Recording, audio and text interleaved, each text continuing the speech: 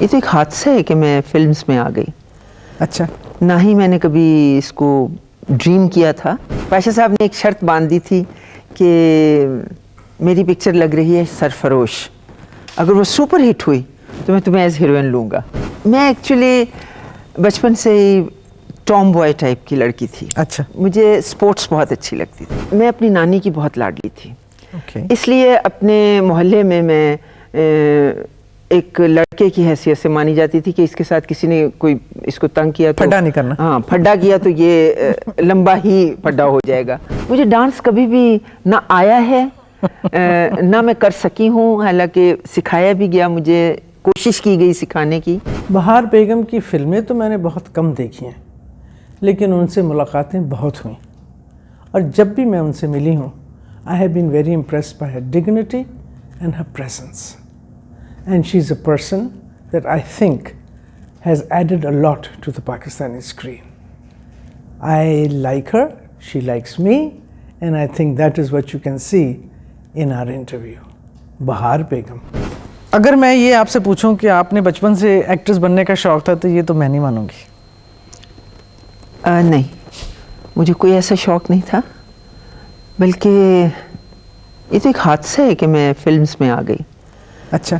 ना ही मैंने कभी इसको ड्रीम किया था, बल्कि मैं ये समझूंगी कि आई रिमेंबर वो क्रिकेट मैचेस उन दिनों में होते थे, तो जब हम लोग पढ़ रहे थे तो मेरी छोटी सिस्टर को ये ऑटोग्राफ लेने का बहुत शौक होता था।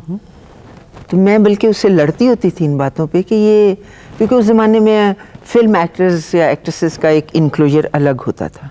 ओह, आई सी। तो लोग बहुत, ख़ास करके स्टूडेंट लाइफ थी वो, तो ऑटोग्राफ्स लेते थे। तो मैं कहती थी एक साइन लेके तुम क्या इसको करोगी? तो आई रिमेंबर मेरी उसकी खासी इस पे लड़ाई हो जाती थी, सीरियस मैटर हो जाता था। तो मैं घर आके भी शिकायत लगाती थी कि ये क्या वो उनके इनक्लोजर में चली जाती है साइन लेने के लिए। तो मुझे तो नहीं पता था कि कल मैं भी इसी पे स्टैंड करूँगी, तो मुझे भी यही देने पड़ेंगे ऑटोग्राफ्स। तो हादसन बस ये है कि मैं सीनियर कैम्ब्रिज में थी, तो छुट्टियों में कराची गई हुई थी मैं। तो वहाँ अनवर कमाल पाशा साहब से मुलाकात हो गई। वो मेरे मामू के बहुत दोस्त थे, मिलने इत्फाक हुआ, तो मैं भी साथ थी। तो उन्होंने ये करना शुरू कर दिया कि जी आप इसको फिल्मों में क्यों नहीं लाते, ये पढ़ के क्या करेगी, और कितना पढ़ लेगी, बहुत ज़्यादा पढ़ लेगी, नौकरी करेगी। तो फिल्म ऐसा है, बड़ा उन्होंने खूबसूरत वे में उसको समा बांधा। लेकिन आई थिंक आने के बाद मैंने महसूस किया कि वो सही कहते थे, जब माहौल भी बहुत अच्छा था। जो उन्होंने बातें की उन्होंने वाकई ही सही की थी। तो एनीवे मैं बड़ी डिस्टर्ब हो गई कि फिल्म, और मैं जिसने कभी सोचा ही नहीं फिल्म के बारे में। तो बहरहाल मेरा ख्याल है कि अल्लाह मियाँ ने मेरा इसी तरफ लिखा हुआ था कि रोटी रोज़ी मेरी इस तरफ थी, मैं आ गई। लेकिन मैं आई एज हीरोइन। अच्छा। पाशा साहब ने एक शर्त बांध दी थी कि मेरी पिक्चर लग रही है सरफरोश, अगर वो सुपर हिट हुई तो मैं तुम्हें एज हीरोइन लूँगा, और अगर वो थोड़ी 19-20 हुई तो सेकंड प्ले में लूँगा। अच्छा। आई वॉज क्वाइट लकी कि वो सुपर हिट उनकी बल्कि सुपर डुपर हिट हो गई। बहुत। तो I became heroine. I see. Chanmai was my last, Chanmai was my first picture. I see. ये तो बात हुई जी कि जब आपको फिल्म मिल गई, उससे पहले का थोड़ा सा बताएं। बहार जब स्कूल में थी तो कैसी थी, घर का माहौल क्या था? मैं एक्चुअली बचपन से ही टॉम बॉय टाइप की लड़की थी। अच्छा। मुझे स्पोर्ट्स बहुत अच्छी लगती थी, आज भी लगती है। मेरे बस में हो तो मैं आज भी ज़रूर स्पोर्ट्स में जाऊँ। स्कूल में भी मैं एज ए स्पोर्ट्स गर्ल बहुत पॉपुलर थी। बल्कि आई रिमेंबर जब मैंने स्कूल छोड़ दिया था, तो उसी साल जो फर्स्ट पेरेंट्स डे हमारा हुआ था मेरे छोड़ने के बाद, तो उसमें जो स्पोर्ट्स हुई थी तो मैं वापस गई थी खेलने के लिए। अच्छा। And I was very lucky to win a cup for my class. Even then. Even then. तो ये कुछ ऐसी यादें हैं जो नहीं भूलती, और जब भी बंदा अकेला बैठ के सोचता है तो अच्छा लगता है। बाकी जहाँ तक एक स्टूडेंट का ताल्लुक है, आई वॉज एवरेज स्टूडेंट, कोई इतनी शार्प स्टूडेंट नहीं थी मैं। और घर में मुझे अच्छा लगता था वो छोटे छोटे, हम लोग तो पंजाबी में उसे कहते थे पुतकुनियाँ पकानियाँ, खाने पकाने। What is that? वो जब आप सीखते हैं ना खाना, या सहेलियाँ आपस में पकाती हैं, तो पंजाबी में उसको कहते हैं पुतकुनी। Sounds very तो cute. वो भी आई यूज्ड टू लाइक, अच्छा लगता था ये शादी ब्याह गुड़ियों की करनी आपस में। आई वाज, मतलब वो भी अच्छा लगता है। लेकिन जहाँ तक मेरे स्टूडेंट लाइफ, स्कूल और इधर, तो मुझे बहुत अच्छा लगता था। I was called as a tomboy. ये अजीब दो पर्सनैलिटीज़ थी मेरी। तो मैं अपनी नानी की बहुत लाडली थी। Okay. इसलिए अपने मोहल्ले में मैं एक लड़के की हैसियत से मानी जाती थी कि इसके साथ किसी ने कोई इसको तंग किया तो फड्डा नहीं करना। हाँ, फड्डा किया तो ये लंबा ही फड्डा हो जाएगा। जैसे कि आई रिमेम्बर साइकिलिंग एक दफ़ा कर रही थी मैं, तो एक लड़का मुझसे आगे निकल गया, हमारी एज का ही होगा उस वक्त। तो उसकी साइकिल मेरे साथ बैंग की, तो मुझे चोट लगी, तो ये मेरे स्कार पड़ा। तो मैं रोते हुए घर आ गई। तो मेरी नानी ने उसके घर जाके उसका माथा फोड़ा था कि तूने मेरी बेटी का माथा फोड़ा। I was a spoiled bread. ये बताएं कि जाहिर है फिर आप फिल्मों में आ गई। डू यू रिग्रेट कि आपकी एजुकेशन आगे नहीं बढ़ी, रह गई? एट टाइम्स आई डू, लेकिन अब ये सोचते हुए कि being the eldest of my family, मतलब भाई बहनों में, अच्छा, आई हैड टू वर्क। मुझे काम करना ही था। वो मैं एजुकेशन पूरा करके करती, किसी ऑफिस में करती या कोई भी जॉब करती। I had to do it because of my family. ये नहीं कि हमारी कोई फैमिली, अल्लाह ना करे, कोई मतलब हार्डशिप हमें प्रॉब्लम थी या ऐसी नहीं थी कोई बात। लेकिन यू नो, अपनी बहन भाइयों की पढ़ाई लिखाई, ये वो हर चीज़ को अपग्रेड करने के लिए you need more and more. Yes, of course. So film industry में आने के बाद आई थॉट कि ठीक है, मैं अब आ गई हूँ, लेकिन काफ़ी अरसा मेरा दिल नहीं लगा। मुझे एज अ ड्यूटी मुझे करना पड़ता था कि मुझे जाना है, एक्टिंग करनी है। स्पेशली जिस दिन गाना पिक्चराइज होना होता था, that was the most difficult day for me. Was it because of dancing? Yes, because of dancing. मुझे डांस कभी भी ना आया है, ना मैं कर सकी हूँ। हालांकि सिखाया भी गया, मुझे कोशिश की गई सिखाने की, लेकिन इट वाज नॉट इन मी कि मैं सीख लूँ, क्योंकि हर चीज़ इंसान दिल से करता है। तो वो फिर बस सैड सॉन्ग वगैरह पिक्चराइज होता था, I used to feel very happy, बहुत अच्छा लगता था। लेकिन जिस दिन डांस पिक्चराइज होना तो होता था, तो घर से मुझे ऐसे लगता था मैं लड़के ही निकली हूँ। तो वो आज भी है, गाने वाने नहीं मैं कर सकती। Not one. जब भी किसी चीज़ की ट्रेनिंग ना हो तो you feel a little self conscious. जाहिर है एक्टिंग की तब तो क्या आप भी नहीं, you learn on the job. तो फिर बाहर ने कैसा, how did she learn on the job, who taught you? उस वक्त तो कोई ऐसा मीडिया भी नहीं था जब हम लोगों ने एंट्री हुए फिल्म में। लेकिन हमारे जो उस्ताद ही कहना चाहिए, अनवर कमाल पाशा साहब, अच्छा। जिन्होंने मुझे इंट्रोड्यूस करवाया, उनके साथ शेख इकबाल साहब उनके राइटर थे, एक हमारे जो स्टोरी राइटर थे बाबा आलम सियापोश, इन लोगों ने मुझे बिठा के तो बाकायदा डायलॉग्स बुलवाते थे, इस तरह के जैसे बातें करो हमारे साथ, बट ये लाइनें बोलती रहो। इट वॉज नॉट दैट कि मुझे वो खड़ा करके कहते थे एक्टिंग करके दिखाओ या ये करो, या इट वॉज नॉट दैट। लेकिन साथ साथ थोड़ा सा ये ज़रूर कहते थे कि ऊंची आवाज़ में बोलो ताकि तुम्हें पता हो, तुम्हारे कानों को खुद अपनी आवाज़ सुनाई दे। तो आपको बेस्ट बात बताऊं कि मैंने जब पंजाबी पिक्चर में काम शुरू किया है तो मुझे पंजाबी बोलनी नहीं आती थी। बीइंग अ पंजाबन मुझे पंजाबी बोलनी नहीं आती थी। अच्छा। हालांकि मेरी मदर टंग है पंजाबी। वो सिर्फ उसका ये था कि स्कूल, कॉन्वेंट स्कूल था, वहाँ हम उर्दू नहीं बोल सकते थे। We had to speak English, चाहे यस नो ही करते थे बच्चों की हैसियत से। लेकिन नन स्कूल था और घर में हम लोग उर्दू बोलते थे, हमारे बड़े हमारे साथ उर्दू, तो पंजाबी नहीं आती थी। फिर वो मुझे ये ट्रेनिंग बाकायदा रोज़ घंटा 2 घंटे मुझे पाशा साहब अपने स्टूडियो बुलवा के तो बिठाते थे, इससे गप करो, इससे करो, बातें करो। तो वो मेरा एक किस्म की झिझक जो थी उतारने के लिए। बाकी ऑन सेट्स वो खुद करके हमें बताते थे कि ऐसे करना है, बिकॉज हम लोग तो एक रॉ मटेरियल थे बिल्कुल। लेकिन आई थिंक कि उस वक्त की ये ट्रेनिंग्स जो हैं हमारे अब तक काम आ रही हैं। How does Bahar get into a role? लाइनें सिर्फ लाइनों से या सीन से, या do you try and imagine the whole character, और what is the idea? I don't remember the lines, या मैं याद करने की कोशिश भी नहीं करती।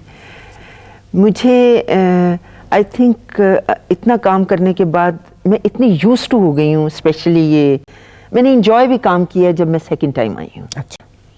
क्योंकि काम करने का मौका जब मिला। एज हीरोइन तो आप एक डेकोरेशन पीस होते हैं, चंद गाने गा दिए, डांस कर दिया, हीरो के साथ 2-4 लव सीन्स हो गए, this is all what you do. लेकिन कैरेक्टर प्ले करने के बाद आई रियलाइज्ड कि काम इसको कहते हैं, बिकॉज स्टोरी का बोझ होता है आपके ऊपर, और जो रोल आपको मिलता है, स्पेशली आपको अगर पसंद आ जाए वो रोल, तो ये मेरी ज़ाती राय अपने बारे में है कि I really get into it, और मैं अपने ऊपर उसकी सवारी कर लेती हूँ। और मैं एक नर्वस रैक जैसे हो जाता है वो होती हूँ कि जब तक ये सीन ख़त्म नहीं होएगा, I just don't want to talk to anyone. Set पे ज़रा सा शोर कोई होए तो आई गेट मैड, मैं कहती हूँ इनको निकालो तो मैं ये शॉट करूँगी, वरना मैं नहीं करूँगी। मैं इस हद तक चली जाती हूँ। कुछ प्लेज ऐसे रूटीन वाले होते हैं, वो आप वैसे भी निकल भी जाते हैं, लेकिन आई थिंक अच्छा प्ले करने के लिए you have to get into the character. Why Punjabi more than Urdu? हादसाती तौर पे हो गया ऐसे, या? हाँ, ये हादसाती तो नहीं कहना चाहिए, एक फेज आता है। एक टाइम आया था उर्दू पिक्चर्स बहुत बन रही थी, फिर इत्तेफाक है कि जब मैं एंटर हुई हूँ इन 74, इट वाज माय कमबैक, तो उस वक्त पंजाबी पिक्चरों का दौर चला हुआ था, और लाउड। अच्छा, मेरे लिए डिफ़िकल्ट हो गया था लाउड, क्योंकि मैं जब क्विट किया था फिल्म इंडस्ट्री से तो बहुत नॉर्मल काम था, और उस वक्त पंजाबी और उर्दू की रेशो 1 जा रही थी। तो I never had this concept कि ऊंचा भी बोला जाता है। लेकिन जब मैंने कम बैक किया तो इतना लाउड उस वक्त बोल रहे थे कि मैं घबरा गई कि whether I will be able to do it और नॉट। लेकिन एक थोड़ी सी मुझ में ज़िद है, जो कि अगर मैं सोच लूँ कि मैंने करना है तो आई गो। फिर मैं ये नहीं सोचती कि इसमें अच्छाई है या बुराई है, या नफ़ा है या नुकसान है, आई डोंट केयर। आपकी शादी हुई? जी, माशाल्लाह 2 बेटे हैं जी। अब तो खैर we'll talk about them later. फिर आपने फिल्म इंडस्ट्री छोड़ दी जी, कुछ जो आप जिक्र कर रही हैं, why was that by choice? हाँ, इट वाज माय चॉइस। मेरा हमेशा कॉन्सेप्ट रहा है कि फिल्म और घर, एक शादीशुदा लाइफ, वो इकट्ठी नहीं रह सकती, इसलिए कि फिल्म इंडस्ट्री में कोई टाइमिंग नहीं है। And for a nice loving home आपको टाइमिंग चाहिए होती है, बच्चों को भी टाइम देना होता है, खामिद को भी टाइम देना होता है, घर को भी टाइम देना होता है। मगर आपके शौहर तो फिल्म लाइन से थे। हाँ, तो लेकिन आई थिंक मर्द हजरात ये एक्सेप्ट नहीं करते। वो समझते हैं कि अब घर, बीवी जो है वो बस घर की हो गई, they take it for granted. हालांकि आई थिंक फॉर ग्रांटेड नहीं लेना चाहिए, लेकिन मेरी कोई वो एक शर्त नहीं थी। I left the job my self. मुझे खुद ही अच्छा लगता था कि मैं अब काम नहीं करूं, तो आई लेफ्ट इट। मुझे वैसे ये नहीं कहा गया कि जी अब तुम शादी हो गई है तो काम छोड़ दो, ये कर दो। No, it was not that. और हो सकता है अगर ऐसे कहा जाता तो शायद मैं ना भी छोड़ती, because I am a very stubborn woman. तो काम में भी आप करती भी, पहले आपने काम किया, अच्छा भी काम किया, फिर आपने छोड़ा, बेशक बाय चॉइस छोड़ा।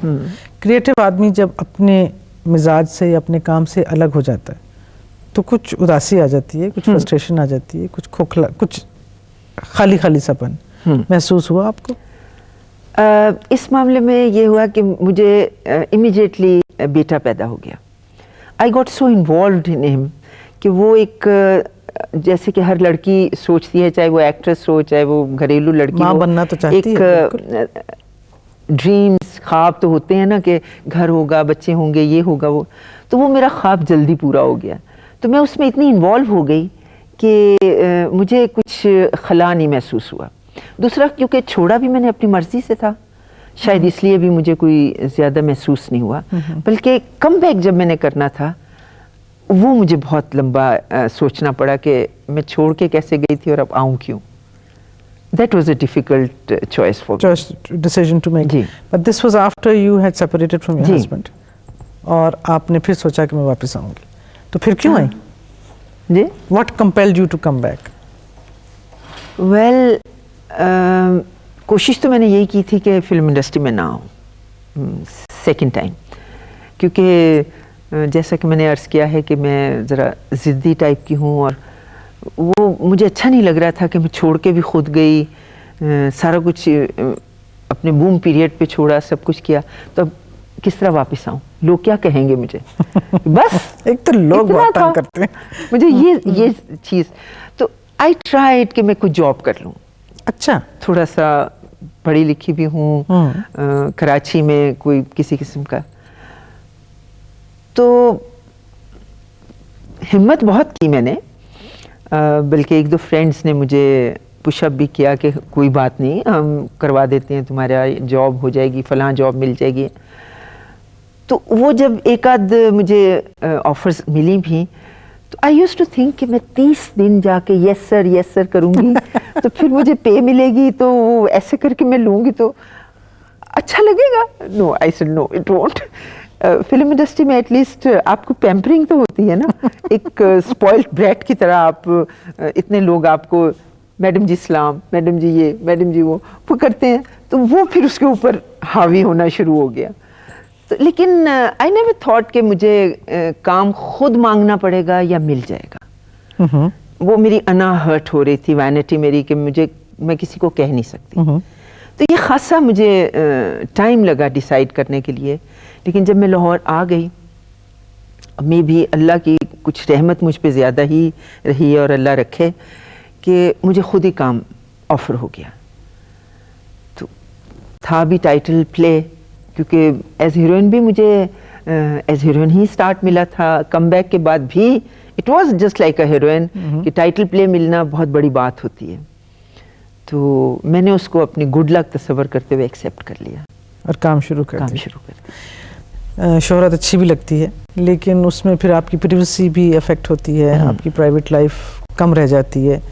आपने अगर सर में तेल लगा के बाहर निकलना हो तो ज़रा सोचना पड़ता है, अगर आपने किसी से लड़ना हो सड़क के ऊपर खड़े होकर तो ज़रा सोचना पड़ता है। आपने ये कैसे महसूस किया? डिड यू एवर फील कि कभी कभी आपकी जो फेम है वो आपके थोड़े से आड़े आ गई है आपकी? हैज़ इट हेल्प्ड यू या हैज़ कि प्रॉब्लम कोई क्रिएट हुआ? ये थोड़ी सी ऐसी चीज़ें हैं जो वाकई ही एट टाइम्स आपको इरिटेट कर देती हैं। वो भी जब कोई मिसबिहेव करे या कोई ज़रूरत से ज़्यादा आपको परेशान करे तो देन, लेकिन ज़्यादातर अच्छा ही लगता है, क्योंकि फेम एक ऐसी चीज़ है कि लेकिन उसको डाइजेस्ट करना भी बहुत बड़ा काम है। सबसे बड़ी बात यह है। तो मुझे आई रिमेंबर कि मैं अगर मेरे साथ इरिटेट हुई हूँ मैं किसी बात से, तो मैं भूल गई हूँ कि मैं सड़क पे हूँ, मैं लड़ पड़ती हूँ। आई गो हेड, आई शाउट। और अगर नहीं कुछ अच्छा लगा तो ओके, लेकिन वक्त के साथ साथ हर चीज़ में फ़र्क आता जाता है। अब मैं सोचती हूँ कि नहीं, बुरी बात, ऐसे ऊंचा नहीं बोलना चाहिए, ये वही पब्लिक है जिसने हमें इस मकाम पे पहुँचाया है। सही बात। तो इनके साथ उलझना नहीं चाहिए। आपने बहुत अरसा तो नहीं, लेकिन ज़िंदगी का कुछ अरसा अकेले गुजारा है एज अ सिंगल पेरेंट? नहीं, काफ़ी अरसा, it's almost 24-25 years now since you were divorced. जी, मैं 75 में मैं डिवोर्स थी। 75. I am interested to know, obviously divorce is a difficult decision for both parties. It is, I think, a very difficult decision for a woman particularly. और फिर जब बच्चे हों और फिर जब लड़के हों, I would be interested to know how did you make that decision and how then have you continued with your life as a single parent? औरत को अकेला दुनिया नहीं जीने देती, दुनिया नहीं जीने देती। It is. पहले तो ये है कि ये डिसीजन लेने के लिए वाकई मुझे बहुत टाइम लगा है। मैंने हालात को सुधारने की बहुत कोशिश भी की। It took me 1.5 years to decide. लेकिन उस 1.5 साल में ये था कि both the parents, मेरे in-laws and my parents, इन लोगों ने कहा था कि आज तुम हमारी बात मान लो, अगर ये मसला इसलिए नहीं सुधरेगा, I would not like to discuss the मसला because मेरे हस्बैंड की डेथ हो चुकी है, उनके लिए कोई अच्छी या बुरी बात कहनी, I would not like it. लेकिन ये है कि उस वक्त उन्होंने कहा था कि जी अगर ये मसला नहीं हल हुआ तो तुम्हारा डिसीजन हमारा डिसीजन होगा। It helped me a lot, ये बात जो थी। उसमें 1.5 साल में मज़ीद कोशिश करती रही कि ये सेटल डाउन हो जाए, लेकिन एक पार्टी कभी भी कुछ नहीं कर सकती, चाहे वो एक हाथ हो चाहे दूसरा हाथ। सो बिकॉज ज़िंदगी अल्लाह पाक एक दफ़ा देता है and it's a very important thing, बड़ी अहमियत रखती है ज़िंदगी। तो इसलिए मैंने बड़ी फ्रैंकली अपने हस्बैंड से कहा था कि इट्स बेटर हम लोग अलग हो जाएं। तो उस वक्त तो शायद उनको भी ये बड़ी अनइम्पॉर्टेंट सी बात लगी थी, लेकिन व्हेन वी गॉट सेपरेटेड तो ही रियलाइज्ड, ही ट्राइड कि मैं वापस आ जाऊं घर में, लेकिन I had told him very frankly कि मैं एक दफ़ा दहलीज से बाहर निकली, मैं वापस नहीं आऊँगी। सो आई डिडंट गो बैक। ये बताएं कि उस वक्त की बहार, जब पहले चंद माही आपने जिक्र किया, और फिर आज की जो बहार है, acting wise how do you gauge yourself, क्या फ़र्क आया है? फ्रैंकली स्पीकिंग मुझे अपना वो दौर अब याद ही नहीं है, क्योंकि उस दौर में मैंने इतना काम नहीं किया। ये ठीक है कि वो 9 साल मेरा पीरियड था एज हीरोइन, मैंने काम किया, लेकिन उस वक्त या तो ये है कि इतनी फिल्म्स नहीं बनती थी या इतना काम का वो नहीं था। एक शूटिंग डे की होती थी, एक नाइट की होती थी, 2 शिफ्ट्स पर डे। तो दूसरा आई वॉज अ स्टूडेंट, काम उस वक्त बहुत सीधा सीधा होता था। आई रिमेंबर वो गाना पिक्चराइज कर रहे हैं तो जो गाने के बोल हैं वो तो होते थे, म्यूज़िक दरख्तों पे चला जाता था, खेतों पे चला जाता था, थोड़ा सा हम पे आ गया, उस पर हल्की सी मूवमेंट्स आ, तो वो दैट इज़ नॉट काम। मुझे काम का असल पता लगा ये वापस आने के बाद कि एक्टिंग इसे कहते हैं, यू हैव टू लर्न। और मैं I became a student once again, कि वो तो ऐसे था। मुझे लोग पूछते हैं कि आपने एज हीरोइन कौन सी पिक्चर में काम किया है, चंद एक के नाम याद होंगे मुझे, लेकिन ये पीरियड इतना हावी हो गया उस पर कि मैंने इस पीरियड में एक दिन में 8 शूटिंगें की हैं, 2-2 घंटे बांट के शूटिंगें की हैं, and I still enjoyed, I never used to get tired. तो दैट मीन्स कि मुझे मेरा शौक वो अंदर जो मेरे काम का एक था वो अब निकला है बाहर, और बहुत अच्छा लग रहा है।